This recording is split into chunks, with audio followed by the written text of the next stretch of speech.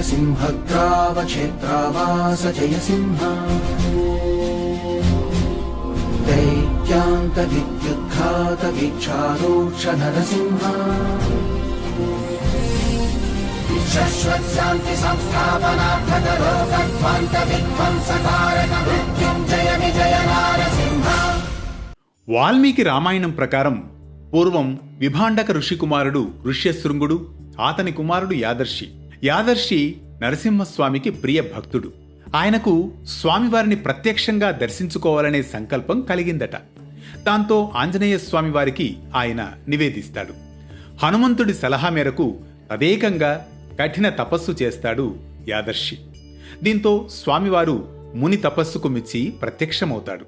దేవా, ఉగ్రస్వరూపంతో దర్శనమిస్తున్న మిమ్మలను దర్శించలేకున్నాను స్వామి, కరుణించి శాంత స్వరూపంతో దర్శనమివ్వవు అని ప్రార్థిస్తారు యాదర్శి మహాముని.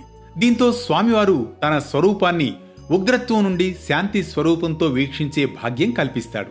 భక్త యాదర్శి, ఏం వరం కావాలో కోరుకో అనగా, స్వామి శాంతమూర్తి స్వరూపంలోనే కొలువై కొండపైనే నిలచి కరుణించు అని కోరుకుంటాడు యాదర్శి. ఆ విధంగా ఆ లక్ష్మీ నరసింహస్వామివారు కొండపై అలాగే కొలువై ఉండిపోతారు.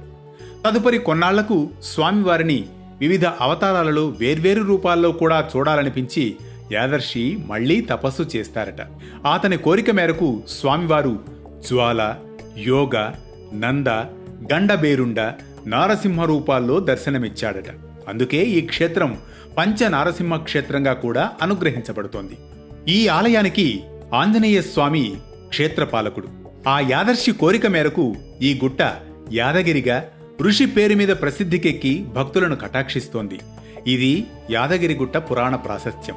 తెలంగాణ రాష్ట్రం హైదరాబాద్కు సుమారు 60 కిలోమీటర్ల సమీపంలో నెలవై ప్రముఖ ఆధ్యాత్మిక పుణ్యక్షేత్రంగా భక్తుల విశేష పూజలందుకుంటోంది యాదగిరి పుణ్యక్షేత్రం.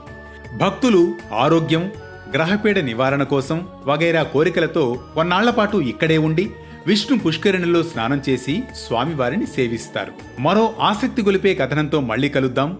వేటు న్యూస్ పరమార్థంలో.